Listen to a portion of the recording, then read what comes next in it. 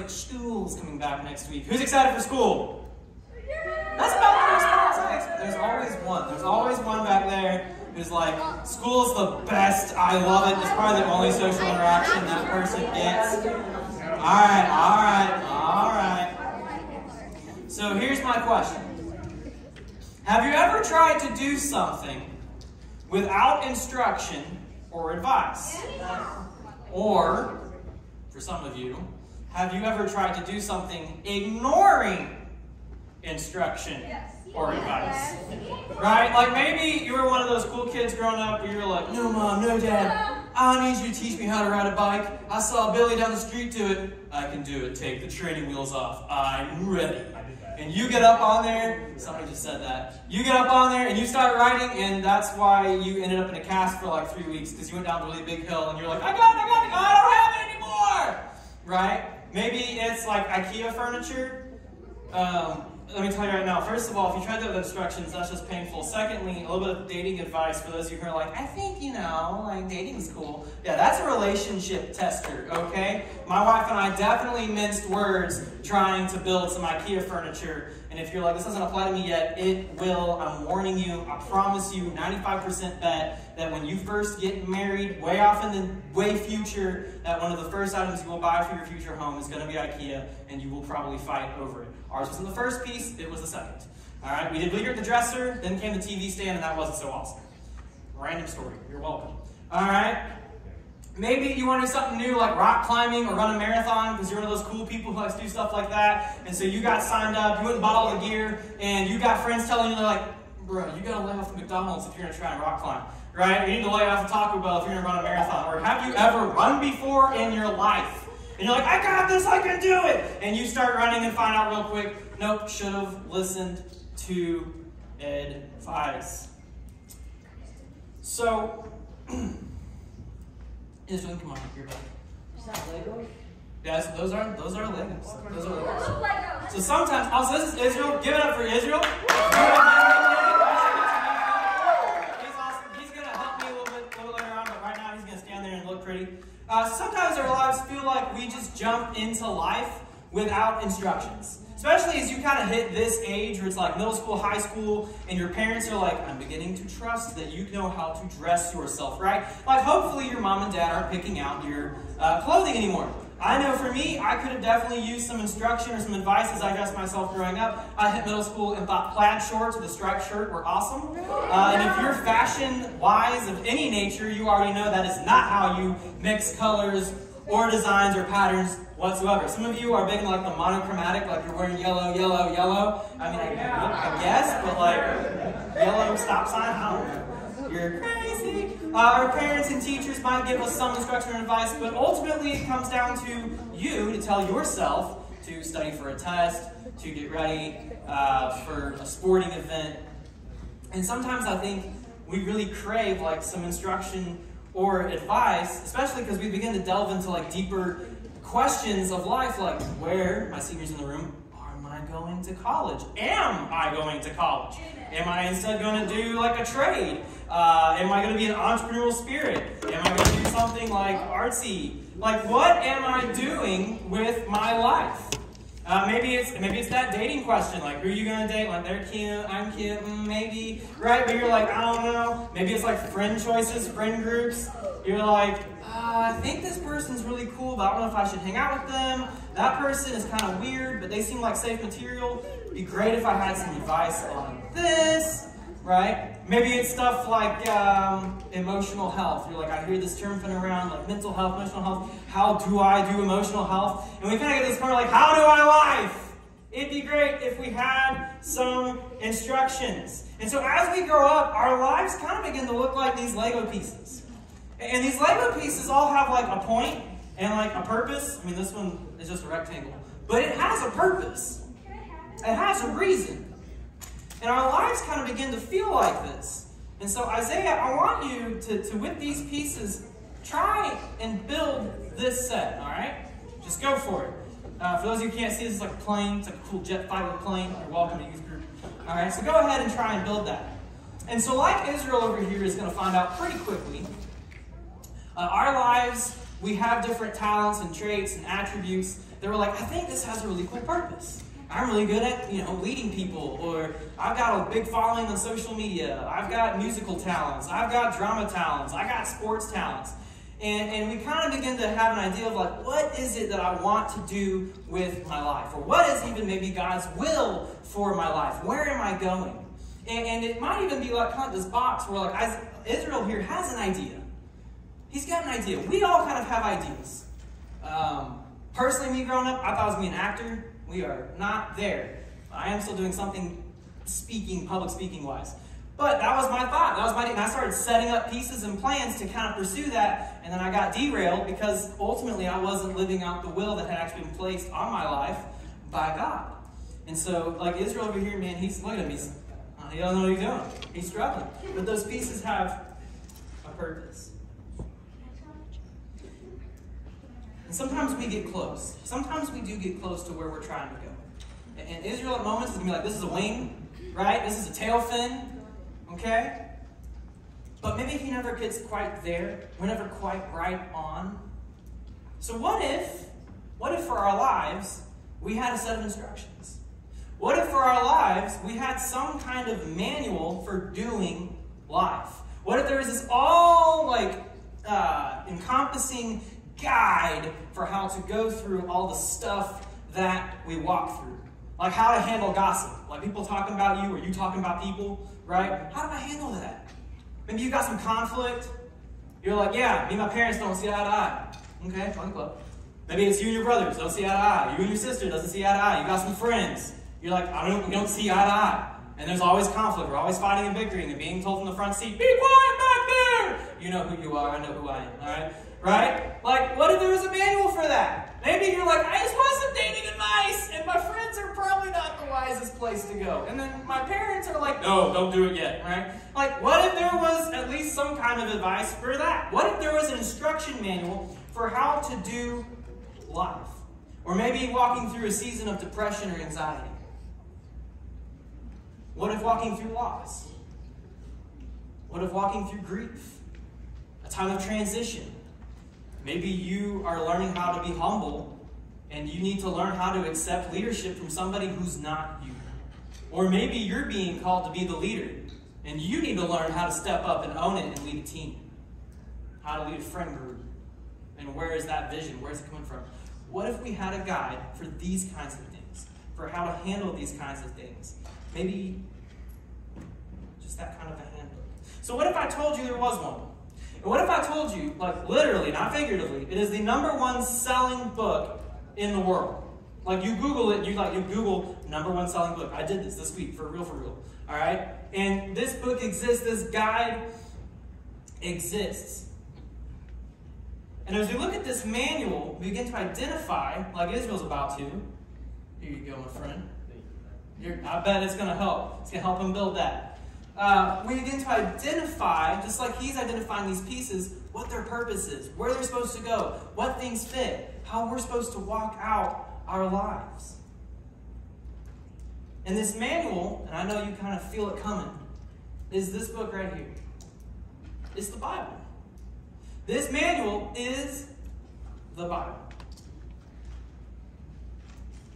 And here's what's really cool about the Bible. You see, the person that created you and me, just like Lego created those pieces, and Lego provided a manual for those pieces, this Bible was provided by the one who created us. The very same person who created us created a manual and a book and a collection of important things for us to learn from. You see, God loved us so much that not only did he create us, he also gave us a manual for doing life. And so in this manual, in the Bible, it actually talks about itself. And there's a passage called, it's 2 Timothy 3:16-17. So remember last week we were in Romans. Romans written by a guy named Paul. It's the same dude writing this one. So quick recap on Paul's story. So Paul was this dude named Saul. Saul was super religious, hated Christians.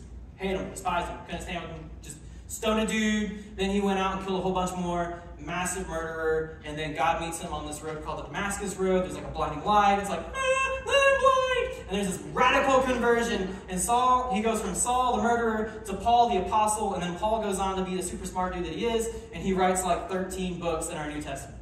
And this is one of those books that he writes. And he's writing to a protege of his, a disciple of his, who's following along with him as Paul follows Jesus, named Timothy. And Timothy is a young pastor, probably a little bit older than you guys, but not nearly as old as like Pastor Randy next door. Don't tell him I said that, right? And so here's what he's giving Timothy this advice, and here's what he says. He says, all Scripture, all of it, everything from Genesis at the beginning, all the way to Revelation at the end, is God-breathed. God-breathed. And is useful for teaching, rebuking, correcting, and training in righteousness, so that the servant of God may be thoroughly equipped for every good work. I love this. God-breathed. God-breathed. You know what else is God-breathed? You. Me. See, God created Adam and Eve, and the way he kind of woke them up to life is he breathed life into them. And so I'm going to have you participate with me here for a second. All right, so I had a pastor in Florida when I used to live there, and he talked about this. He used to talk about the Hebrew word. The Hebrew word is called ruach. Everybody say ruach. Ruach. Now say it like you got meaning. Ruach. Ruach. All right. And the way he used to teach us, he used to say when God breathed life into Adam and Eve, God would literally look down and he would breathe the ruach of life into them. And God breathes that same ruach into us. We talked about the mercy and the grace of God last week, that we even get to wake up every day. I believe some of that is the breath of God, him going, you get another day to discover more about me, to learn more about me, to walk out this life with me in the relationship that I've created for you. And he does it because of his love for us. And so it's with that same love that he gives us the collection of like doctrine, and there's some stories in there and some metaphors. There's like some psalms, which are like super spiritual songs. Some are like super depressing songs. Seriously, it's in there, all right? There's also this whole book on like wisdom. There's a whole bunch of stuff in the Bible, and he gives all that to us to help teach us to follow after him and to walk in relationship with him. But I can hear it in your heads already. Some of you are looking at me going, isn't that book like super old? Isn't it like really antique? There is nothing new under the sun. And what that means is for as long as Earth has been around, some of the stuff and junk that you deal with, some of the stuff and junk that I deal with, has already happened. It might look different, take on a different shade. Now we got technology, so we're like, no, Instagram's new. Not quite, we're still just craving influence. People still craved influence back then. That's how we get like Roman emperors and kings, because they had influence. You're just the king of your Instagram. I guess we'll call you King Graham. I don't know. You can take that one home later. But seriously, what are some common items that you guys deal with? You got questions about dating and relationships? All right, go study Ruth and Boaz. They're one of the godliest relationships you can find painted in the Bible. Boaz is giving her, like, he's helping her, and she's following God faithfully. And it was while following God faithfully that she then meets her husband. Not because she was looking for him. And I took that story to heart. And I told my wife, because I was like, all right, I'm going to stop trying to find a wife, and I'm just going to follow God faithfully. And then he kind of was like, all right, here. It's not always, it took longer than like 3 weeks, okay? Like for those of you who are like, can I meet him like tomorrow? No, okay, it probably takes like a year, maybe several. And maybe some of you are called the singleness. You can wrestle that one out. But Ruth and Boaz. Or maybe you're like, you know what? I'm not, I'm in middle school, relationships are weird, girls have cooties, ew. But you got friendships, right? And we're constantly telling you, like in your friendships, hey, love one another. Hey, Jesus loved you, so love one another.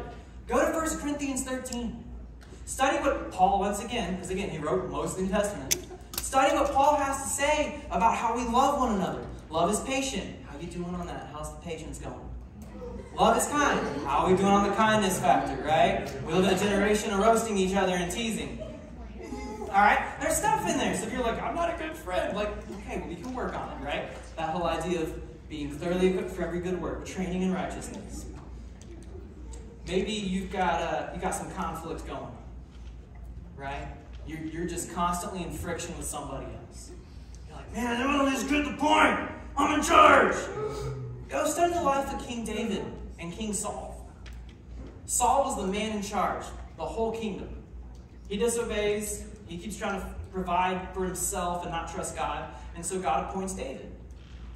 And David is to be the successor to Saul. And Saul gets mad about it. And so he keeps trying to kill David. And David should have every right to go kill him back. And instead he doesn't. Go study how David handled and resolved that conflict. Go study how he worked with the people who were his enemies to create something better and to ultimately glorify God. David was the only man that I remember where they were like, he was a man after God's own heart. That's a big, big deal. Maybe you got some parents and family issues.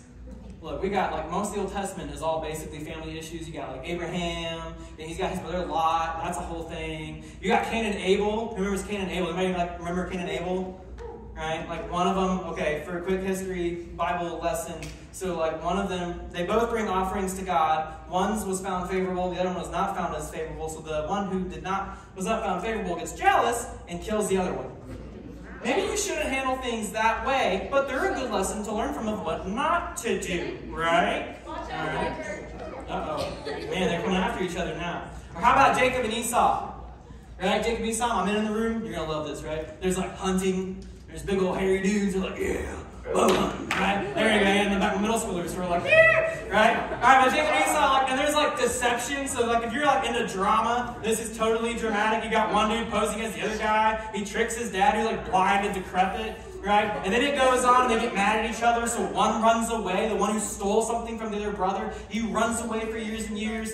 There's a whole thing with him getting married. He eventually wrestles with God. Like that's its own story of grace and how God would just like smite him. He was teaching him a lesson. But like literally wrestles, like man-to-man wrestle, not like I'm wrestling internally. No, there's like an account of like man-to-man wrestling with God. And then they almost go to war. And there's reconciliation. There's all this stuff in the Bible.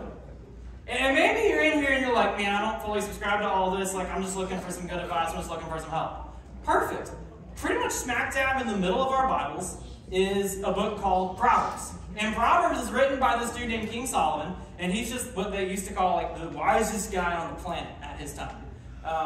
He didn't listen to his own wisdom, but pride comes before a fall. The wisest dude on the planet, and he writes this book called Proverbs. First of all, there's 31 chapters, so you can easily read one a day, every day of the month.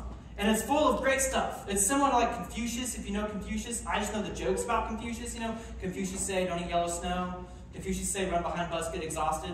It's like much deeper than that. None of you are laughing. Really? How? Come on. What is school teaching you guys? Wow. Those are great Confucius jokes. No, but these are real. Well, listen to this. All right, because I know some of y'all in here, you like money, but you don't want to work for it. Listen to what Solomon would say to you. Lazy people are soon poor. Hard workers get rich. That's it. Whole proverb. Boom. There's some wisdom. If you're lazy, you're going to be poor. You're working hard, you're going to get rich. That doesn't even just apply to money. That can apply to your emotions, how you take care of your emotional state. That can apply to your friendships. What's the effort you're putting in? Right? There's a lot here to unpack. So God has you covered with His Word. So ultimately, why talk about this? Why talk about the Bible? Why give you kind of this brief survey of all the things that you can find in it? Is it because we here at the church, really want you to begin reading it? Is it because maybe you think that just like the Legos over here, that we're this manufactured product? Man, look at my man Israel. He's killing it. Look, he finished!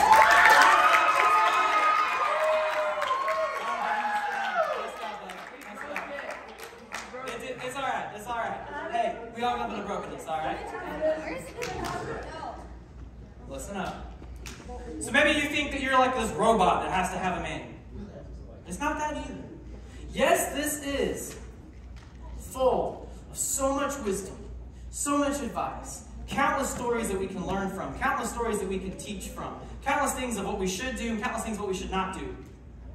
Like God even told the people of Israel, there's a whole part in Leviticus, that's a word that you're like, no! Like it's this really Old Testament book just full of laws. But you know what He did that set, he gave Israel certain things that helped set them apart from the other nations around them, including just like personal hygiene. The idea of taking a bath once a day or a shower kind of began with God caring about you. Our middle schoolers are still unsure. They just think it comes out of a bottle called Axe. Alright? So here's what it's more. Alright? Here's what the Word is more. Here's what the Bible is more. It's a love letter from God. The Bible is a love letter from God. It's an all-encompassing narrative of how a perfect God created a people to be in relationship with him. People like you, people like me, starting all the way back with Adam and Eve. He creates us to be in this relationship. And then those first people fall into sin, and they fall into brokenness. And because of their sin and their brokenness, we are born with sin and brokenness. And the sin and this brokenness in our lives separates us from God. And that relationship ceases to exist.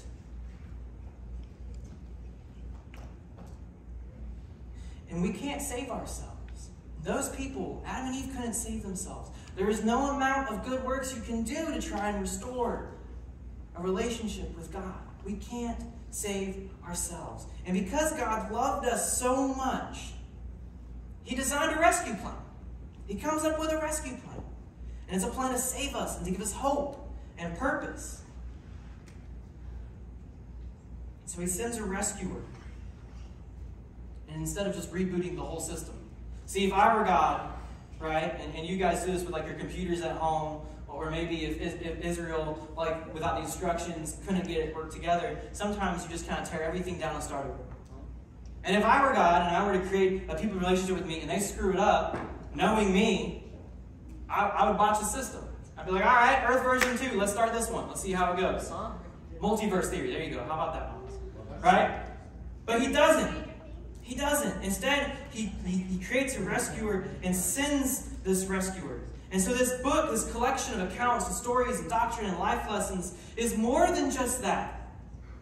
It's a narrative of this rescuer. It's a narrative telling us just how far we've missed the mark with our sin. Just how far removed from God we are by default. And then it points to the one who can restore us. Points us to the perfect Son of God who can restore us to a relationship with himself. And that person is Jesus. He lives this perfect life. Perfect life. Leads a booming ministry. One of the largest mega churches you probably would have ever heard of as you lived in his day. I mean, tons and tons and tons and tons and tons of followers. He's teaching them, and he's leading them, and he's breaking cultural norms. He's providing women freedom. He's healing the sick. He's performing miracles. And on top of all that, he takes your sin, even 2,000 years removed. He takes my sin. He puts it on his back, and he takes it to Calvary. He takes it to the cross. And he hangs there as a statement of God's love to you, as a statement of God's love to me, and for everybody. And on that cross, he often says, if you want a relationship, you just accept this gift on your behalf. That's what he did. And this holds that account. It holds the account of the rescue mission of God and the account of the rescuer that God sent, his perfect Son. And so I don't encourage you to read this out of religious obligation. Religion can't save you. Only Jesus can. And this tells you more about Jesus, and it tells you more about God, because he wants a relationship with you. And if you're in a relationship with somebody around you, the best way to get to know them is to talk to them and to hear from them. So how better to hear from God than to go to what God breathed out? If this is God breathed and we're God breathed, then I want to go here to learn more and to know more about God. So real quickly, looking back at 2 Timothy, there's two things as we walk out in reading our Bibles and listening to God. There's two things I think we'll find. So 2 Timothy 3:17 says, the servant of God may be thoroughly equipped for every good work. First, if you're a servant of God, that means you're following after him. You're trying to live as close to Jesus as possible. That word sanctification from last week, that every step you take, you get closer and closer and closer to being the image of Jesus here on earth. And I think when you do this, I believe that when you do this, you find wholeness, because only Jesus can make you whole. We all have brokenness, and we keep trying to fill it with our junk. More Instagram followers, the food we eat. Talk about can't fill you up, all right? Friends, the drama we create because it makes us feel better, the bullying that maybe we deal with or dish out. There's brokenness there. And then we try to fill ourselves with other coping mechanisms. And the thing is you might feel good for a moment, and maybe a little bit longer, maybe 2 moments. But eventually that thing, and ultimately like I talked about last week, you will let you down. So as a servant of God, as you walk with God, as you get closer to the Father, you will find wholeness. Secondly, you will be equipped. You see, I think we all ultimately want to do good works. I think ultimately when your life is over and said and done, you hope that the people around you who knew you best will want to say that you were a good person and that you did good things and they have only good memories of you. And God would like you to walk out in doing good works. He doesn't want his people tarnished by a reputation of being awful and wicked. And so 2 Timothy says that you be thoroughly equipped. So when you listen to his word and you listen to teaching and you handle rebuking, and I know rebuking is kind of this word that sounds negative, and there are times where rebuke is like this. I was thinking of the story with Peter when Jesus says, "Get behind me, Satan." And there are times when you'd be that strong. But what if you told your emotions that? What if you looked at the negative thoughts you have in your life, the ones that go against the Creator, the ones that go against the way God says he made you? It's his image on you. What if you said, "Get behind me, Satan," negative thought of, "I'm too ugly," or "I'm not good enough," etc., etc., etc. The list can go on. Correction and the training in righteousness. It will equip you to walk out this life that God has called you to. It'll help you find the pieces and the purpose of those pieces that you know you have, the talents and skills. We talk a lot about the will of God in here. I've talked about it, I think, in the last 2 talks in our series. And I firmly believe that it's because we're all trying to find our purpose. Walking closest to God, he will begin revealing that purpose to you. So the bottom line is this. Bottom line. God's word is a love letter full of advice and instruction. Engaging with it will help you grow in a relationship with a perfect God. And ultimately with a good dad. Like I said in week 1, he's a good dad. And he's a good dad who wrote you tons and tons and tons of ways he loves you, of how he created you, of the things he wishes over you, of blessings, and then of stories of caution of, "My son, my daughter, be careful." And then he equips you. He says, "Now, walk out in this way." So I want to urge you to begin a rhythm of reading God's word. And like I said earlier, not out of the sense of religious duty. It's not going to get you points. All right? It's ultimately so that you get to know the Father, so that you draw close to his heart. And one way that I would encourage you to do this is, all of you, for the most part, have smartphones. I have a smartphone. There's an app called the Youversion Bible App. And the brilliant people over at Life Church out in the West built this app and have given this app such beauty, such blessings from God. You see, you can do Bible plans on this app. And furthermore, you can do Bible plans with people close to you. Me and my best friend are in a plan together. We're going through the book of Acts. And so we're talking about right now all these sorcerers that are popping up in the book of Acts. Yeah, you didn't think sorcerers in the Bible? Go read it again. There's some crazy stuff in there. Go read it for yourself, seriously. And then text me like, "Yo, this was wild." All right? But I would challenge you, as you walk out of this place later on tonight, start a Bible plan. And do it so that you're in community together and you can talk about it. They have plans as short as 3 days. So if you're like, "Hey, I don't know about this thing, but I'm willing to give it a try." Perfect. Do a 3-day plan. And just see the kinds of things you begin to think about. I challenge you. All right? Also, if you have never owned a Bible and you'd like a physical copy, and you'd like to explore more, I do have several that I'm willing to give out. And if I run out, I will get more for those of you that would like one. So come see me after small group, and I will make sure that you go home with a physical copy if you're like me and you're all about having paper and leather. It doesn't have to be leather, but I have one for you. I'm going to pray, and then we're going to go ahead and go to small groups.